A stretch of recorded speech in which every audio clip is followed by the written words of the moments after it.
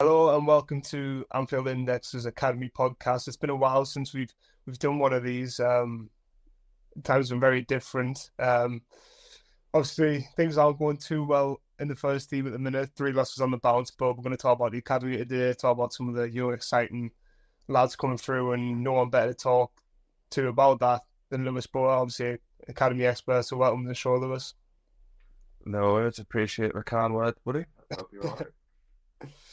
Yeah, it's been a long time. I didn't realize how long it had been, to be fair. Just been really busy, but I feel like the international break's a perfect time to kind of talk about things. So, as you mentioned, obviously the first team struggling a bit at the minute.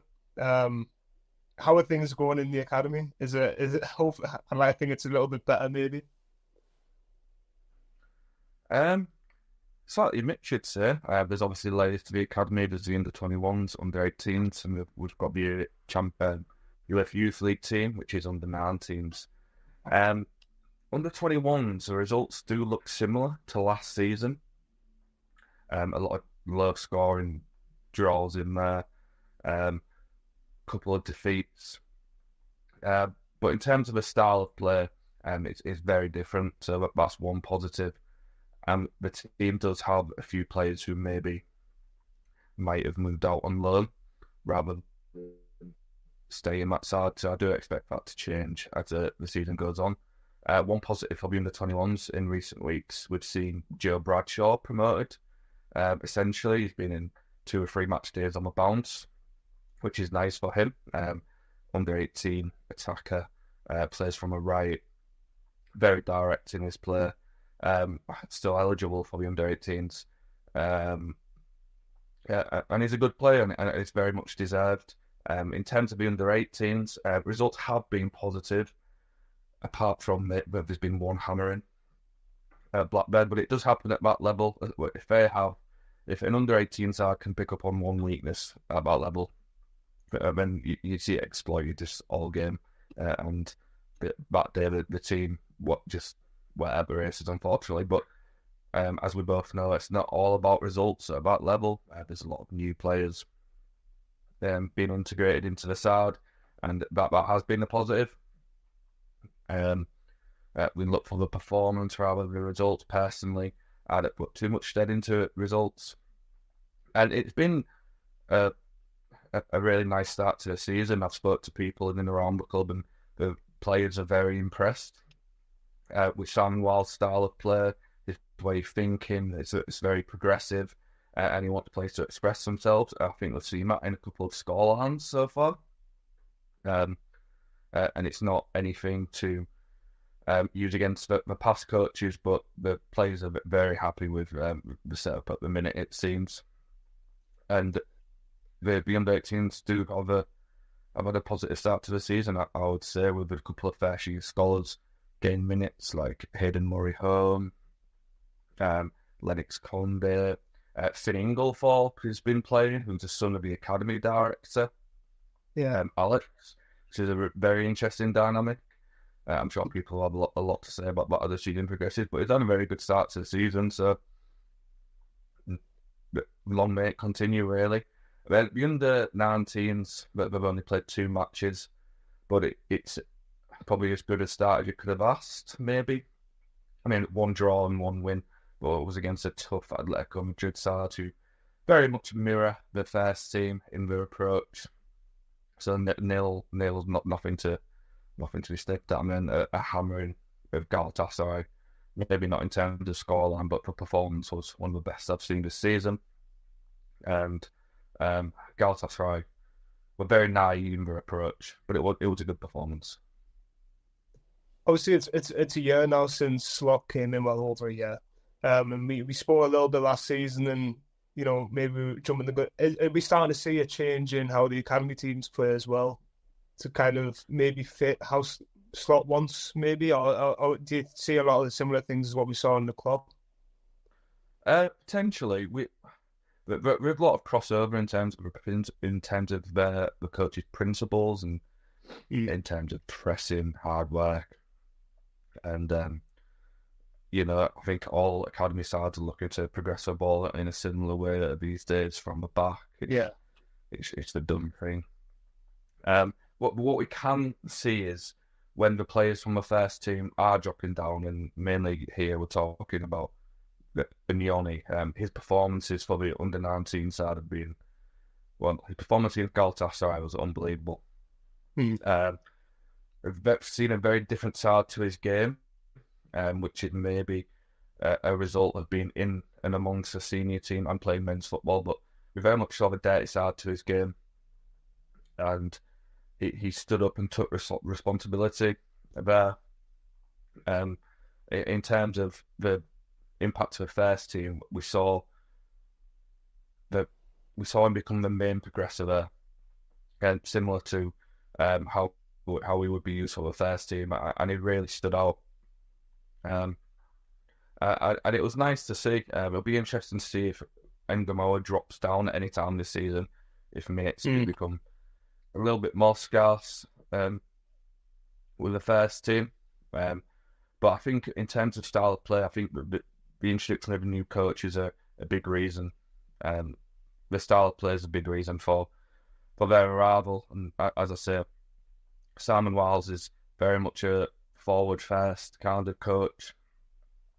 Play out from the back, fast-paced, which maybe we haven't seen as much of in the past. We have, in the past 18 months, one of my criticisms of this side was this constant use of centre-backs in the full-back areas, which maybe we've seen in professional football, when injuries have occurred, rather than a more natural replacement. And it looks like that's an experiment that's been abandoned, and the team has been much more fluid for that. Yeah, and you touched on Enyoni there, obviously. Played in the cup game against Southampton, I thought he done well.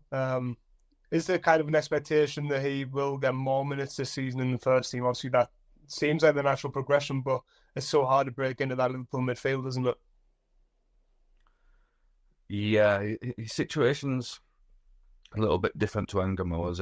It does feel like Ngamoa's maybe probably got a more prominent role to play this season, but he does have less competition. But there's a real hierarchy of seniority, really. It's the Slot has to reason between giving minutes over Endo, McAllister, Szoboszlai, and it's just finding the right opportunity, really. I don't think Nioni's quite at the level of Ngamoa, where we're going to be throwing him into the last 15, 20 minutes of games. But that's just the nature of Ngamoa's role, really. But we spoke about him potentially having more minutes last season. Maybe slightly more would have been appreciated, but I expect him to feature more in the second half of the season. We'll have to see how the season progresses in terms of the first team, because it's very much not going to plan at the minute. Yeah, and obviously pivoting back to the first team quickly, obviously it's been well documented. Everyone's kind of been breakdown about the centre-back situation. Obviously Giovanni Leone unfortunately picked up that horror injury, which is definitely not what you want to see. Leaving Liverpool with only Van Dijk, Canate and Gomez. Obviously the latter of those two, kind of their fitness issues haven't been great. So let's say obviously we definitely don't want this to happen, and touch wood it doesn't. But if the situation does worsen, obviously you've got Reece Williams there, who some people might forget it's even at the club. But out of the academy lads, who is there any centre backs who would be maybe not ready because kind of thrown on them, but who would be next in line to step up? Well, it's funny because in the last month, you'd probably say two of the standout performers are centre backs in Carter Pinnington and Wellity Lucky. But personally, I'd say neither will be ready for that step up yet. It is a big step up, as we know, and both players are still quite raw. They both had a lot of attention at younger age groups. Both represented England under 16. Wellity has had call-ups for Spain as well. He's born in Zaragoza, was scouted at a tournament. So that says a lot about his credentials. Pinnington's captained England at youth level, which speaks volumes to his character. But both are still not extremely, maybe that's a bit harsh, but both are still learning the game, and they're in a good moment with good momentum around their own performances at the academy level. And they do have a good partnership together, which has been afforded because, to continue the theme, Amara Nalla has been injured for most of the season, and it's not looking like he's getting back fit anytime soon. So despite the commendable performances so far, I would say it's not really fair to throw any of those players in at the deep end. We saw Billy Kumatera thrown in against Leicester a couple of seasons ago, and I think it's fair to say that didn't go entirely according to plan. And I think they've not had any loans or anything. Other than those two, they're both under 21 centre backs. We do have Terence Miles still at the club. He's slightly older centre back, but he's 21 still yet to play any kind of senior football. He's a very solid player, very functional, got the basics on lock, and I do think he'll go on to have a good career in the game, but he's probably not the level Liverpool need. And it would be a massive shock to see Reece Williams play for Liverpool again. But strange things do happen at Liverpool often, and sometimes it feels like the storyline is just there. But I would be surprised to see him play. There are certainly a couple of centre backs who are ready. Pinnington doing really well there. Just to get some experience under the belt, but I don't think there's anybody ready to step up, unfortunately. I know that's not the answer that we would like to hear, but it's better to refrain from these things, or we end up with another situation like Kumateo. Yeah, and definitely cause more harm than good, and fingers crossed for everyone involved that Liverpool and just keep the players fit and get back on track soon. If we just cast our minds back a little bit to when times were a bit happier as a Liverpool fan, probably my favourite moment of the season, Rio Angamoa coming on at Newcastle and scoring the last-minute winner. I mean, not just favourite moment of the season, I think that's up there, favourite moments supporting Liverpool, to be completely honest. I think it's kind of went under the radar just how good that was.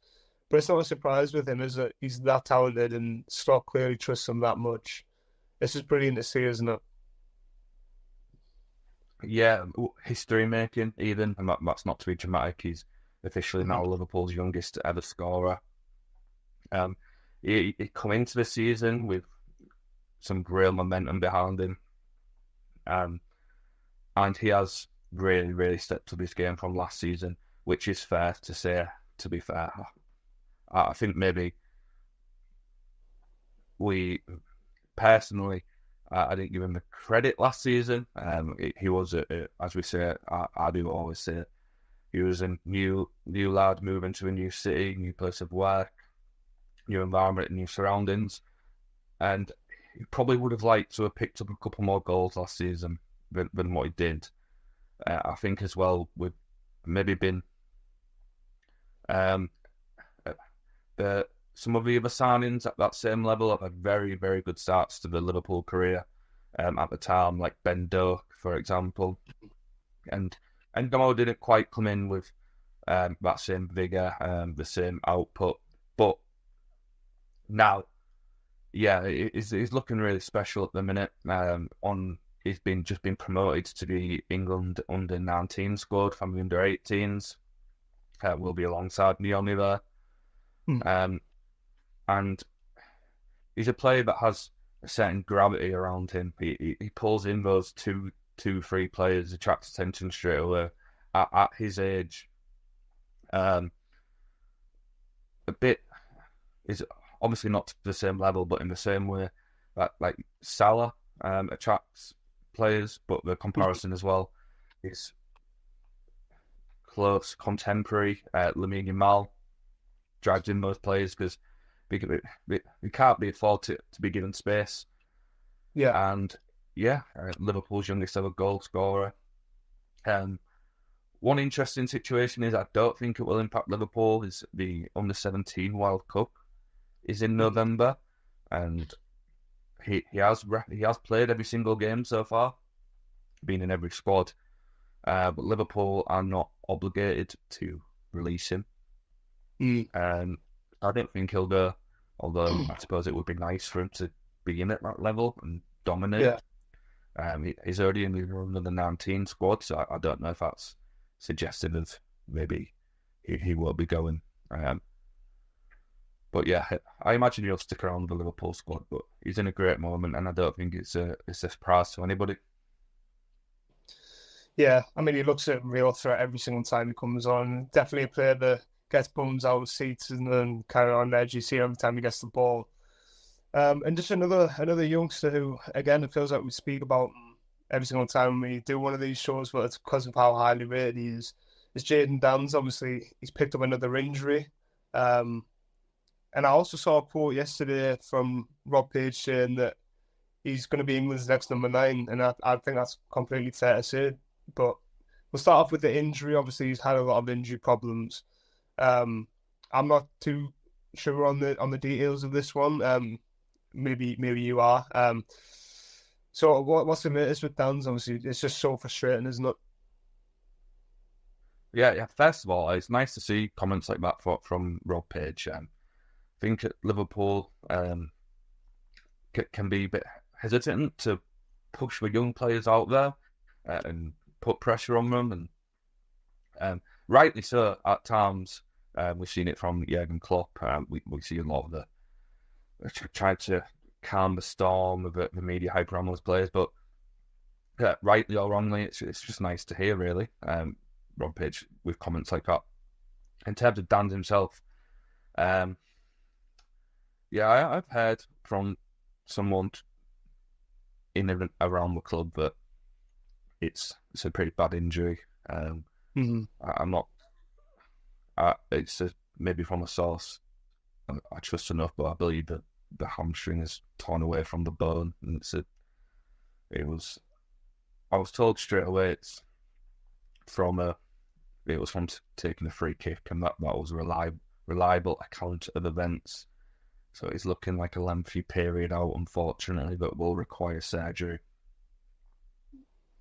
Yeah, it's horrible to hear. Obviously, he's been so unfortunate. He went on loan to Sunderland last year and didn't even end up kicking a ball. And he came on against Southampton and looks like the Danns that we know. Obviously, he does have a red turn on the halfway line that I think we've all seen plenty of times on social media. But yeah, that's really. He has to be commended. He has to be commended how, despite all these injuries, every time he comes back, he looks like he's improved or is at a similar level. So I think that says a lot about him. I'm sure during his recovery, he'll be doing what he can in terms of gym work and making sure he keeps fit. But last time when they come on against Southampton, he looked quite lean and a bit quicker than usual, which was good. He's had a good start to the season as well. I've noticed watching him play in the games where he's not scoring, his hold up play is right up there, bringing other people into play.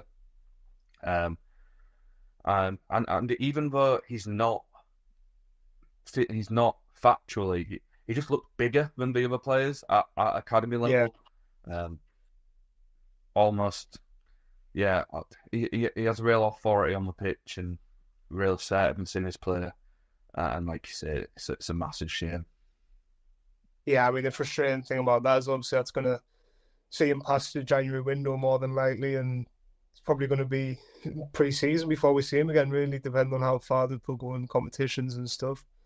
So yeah, that's really devastating to hear. But yeah, like you say, full praise to him for the mindset that he has to keep on going, because I can't think of many young players who've had as many injury setbacks as what he has, especially in such rapid succession. So fingers crossed that all goes well for him. But yeah, that wraps everything I've got to talk about here. Just keep an eye out on Twitter for Lewis. He does loads of really, really good stuff on Twitter. Nowhere better to find your academy sort of content. So keep an eye out for that. And in terms of Anfield Index, you've got loads of podcasts to keep it going over the international break, covering the first team. Transfers are starting to ramp back up again, but not that they ever really go anywhere. And then, of course, we've got the Man United clash next weekend, so plenty of stuff about that. So, yeah, thank you for Lewis coming on. We appreciate your time very much. No worries, mate. And yeah, we'll catch you in the next one. We'll try and get another